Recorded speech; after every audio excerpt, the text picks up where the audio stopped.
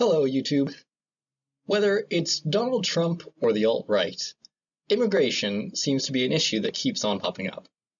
While I've mentioned it in previous videos, I've never done a dedicated video to the topic, until now. The alt-right focus on immigration is interesting because they make arguments against open borders and seem to think that these are arguments in favor of race-based immigration policy, as if the only possible options are either open borders or ethnostates. I find this line of thinking similar to when communists argue against the current system and think it's an argument in favor of communism, as if those are the only two options. Trump, on the other hand, keeps stirring up controversy because he wants to pick and choose which countries' citizens are allowed to immigrate to the United States. While I don't support this, I have found it increasingly silly how people assume these policies are racist. First, it was racist because he wanted to ban immigration from some countries with majority Arab populations. And this was racism despite him not wanting to ban many other countries with majority Arab populations. And it was Islamophobic despite him not wanting to ban many countries with majority Muslim populations. The latest example is Trump being racist because he would reportedly prefer immigrants from Norway to Haiti or African countries. And this is racist somehow because the only relevant difference between Norway and those other countries is the race of the majority of the population. It couldn't, of course, have anything to do with, say, the quality of life, the economy, the system of government, levels of corruption, or any other factor. No, it must be race. The logic here seems to be that because Trump is a racist, his reasoning in these cases must be race-based. Now, I'm not entirely convinced how racist Trump is, but even a full-blown open racist doesn't make every decision based on race.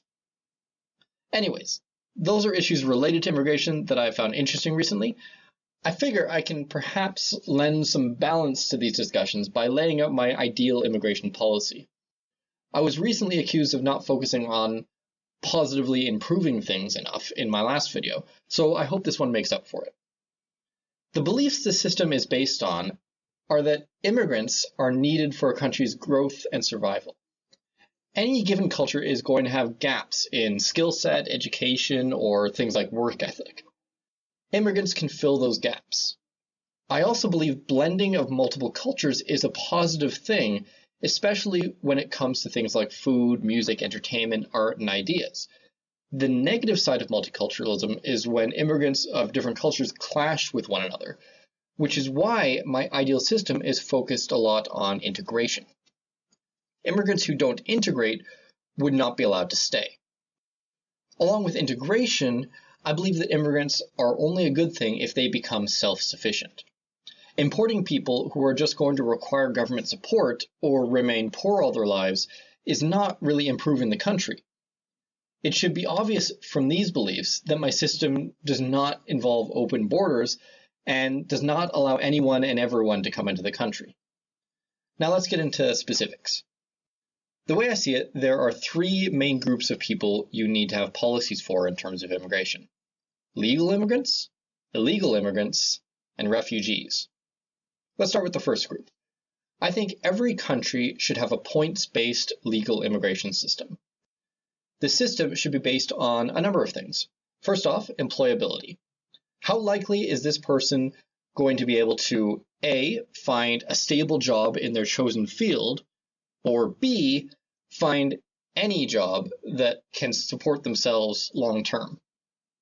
The more likely they are to find a job in their field, the more points they would get. Someone likely to get just any job, period, would get fewer points, but still potentially enough to be allowed into the country. Any factor that affects a person's employability would count for these points. These things include existing job offers, age, health, language proficiency, skills, education, qualifications, and past experience. Things like race or gender would not be included because even if they might be a factor in calculating the likelihood of finding employment, they are things that shouldn't be factors, and the laws of the country should reflect that. The actual value of these points would be based on employment data. So in some years, certain attributes would be more valuable than in other years. The value of each attribute would be posted publicly and updated each year. The government would ideally provide a website where you could enter in all your info and have your points total calculated. Other factors that would go into the point system would be how much money you have and whether a current citizen is willing to sponsor you. This would mean that citizen, rather than the government, would pay all the costs associated with your immigration and integration into the current country. This wouldn't automatically allow people into the country, but it would add to their point total if someone was willing to sponsor them. Also, I would have a class of legal immigration based on seasonal or short-term workers, in which the point totals necessary for entry would be much lower than usual, but the time limit on the visa would be much shorter. Finally, no immigrant would be considered if they had been convicted of something that would be considered a crime in my country. They would also not be considered if they failed a background check, and this would be a check to see if the person was strongly suspected of being part of a criminal or terrorist organization, or confirmed to be a member of such an organization. Now, in terms of length of stay, I would allow people to quickly become citizens if they pass a series of checkpoints.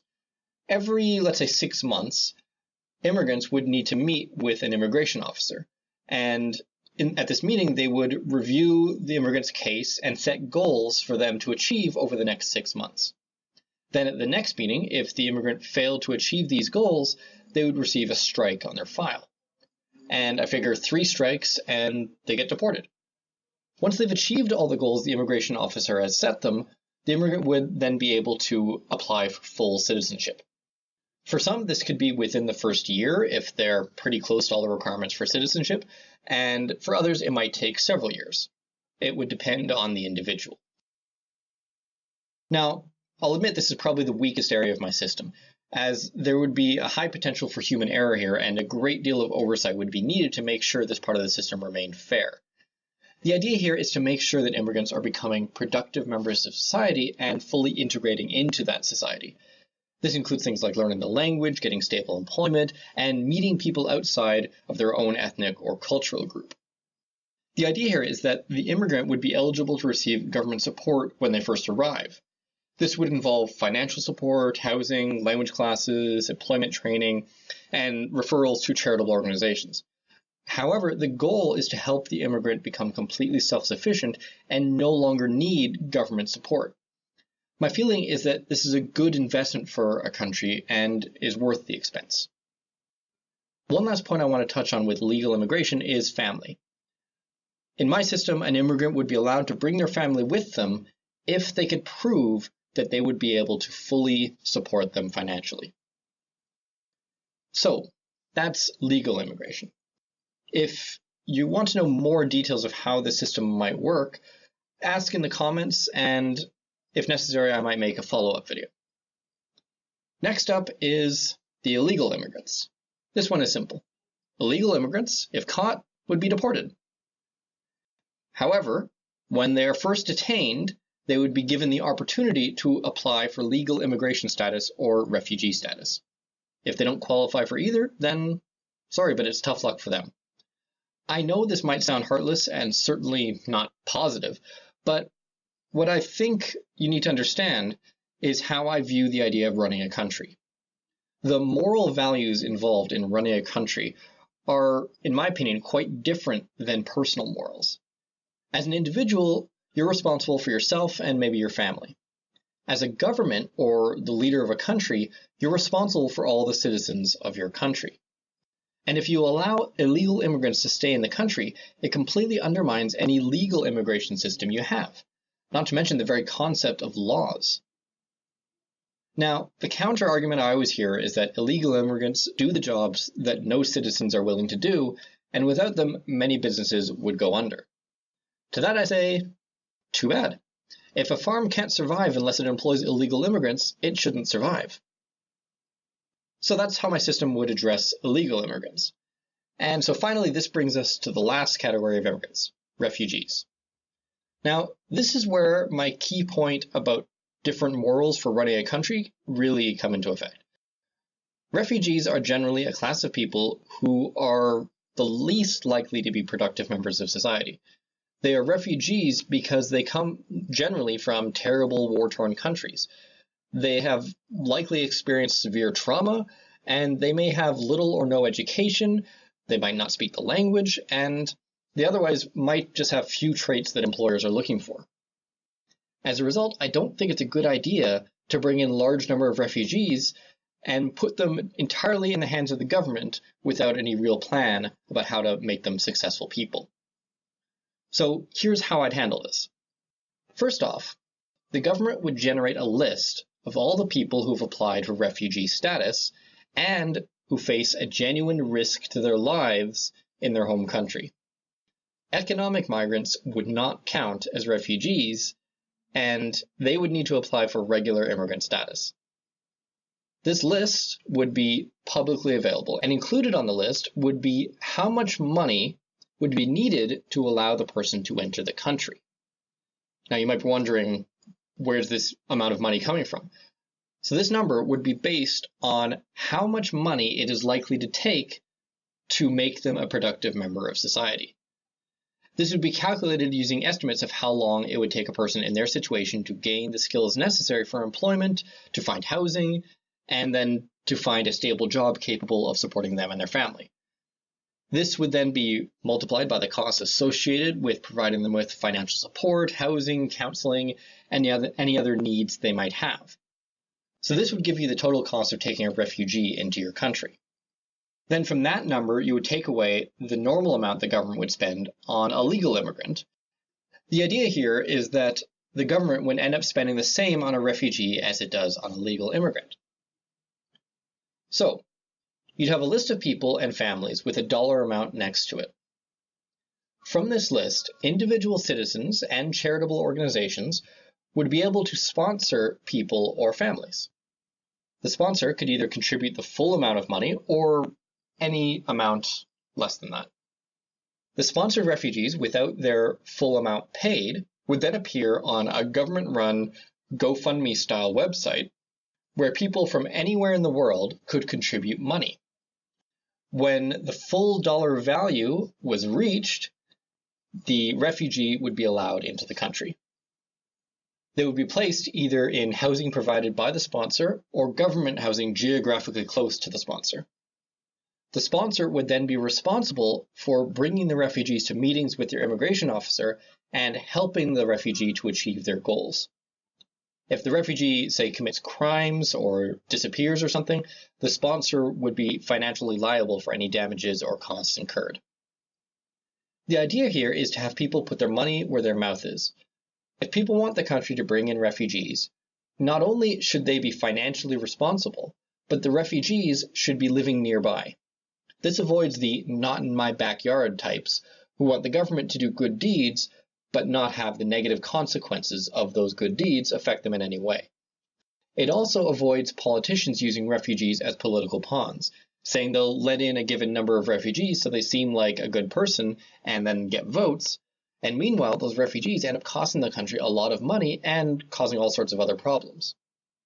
So that's how I would deal with refugees. So you'd have a government-run list, people could sponsor people off the list, pay their living expenses, and people through a GoFundMe-style website could help with these payments.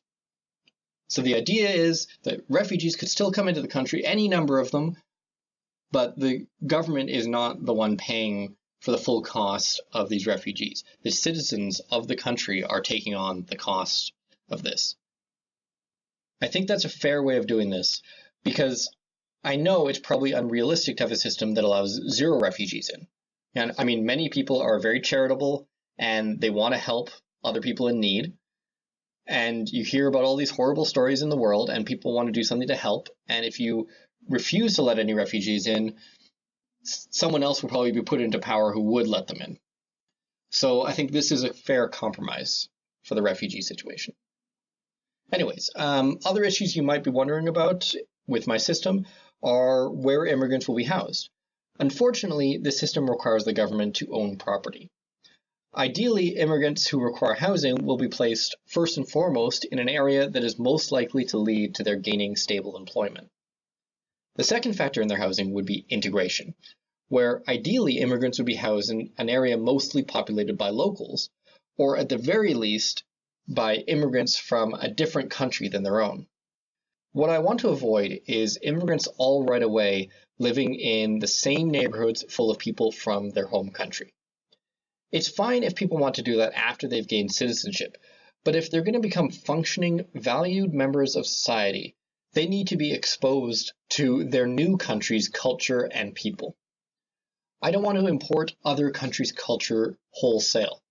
I want immigrants to keep certain aspects of their own culture, but to blend them with aspects of their new country's culture. So, that's my system. I imagine the libertarians in my audience won't like it because it heavily involves the state, but my system is based more or less on the current one, not on some hypothetical stateless society. And no matter what your political beliefs, I want to know what you think about this system. I personally think it would be both fair and effective, but maybe you have a different perspective.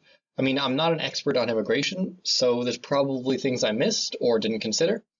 And as I said earlier, if there's anything important that I didn't explain here or I didn't cover, I may end up making a follow-up video, and maybe I'll adjust the system or fundamentally change it if someone points out any serious flaws. In any case, I look forward to your feedback. So until next time, I'm Positive Improvement, and I wish you all the best.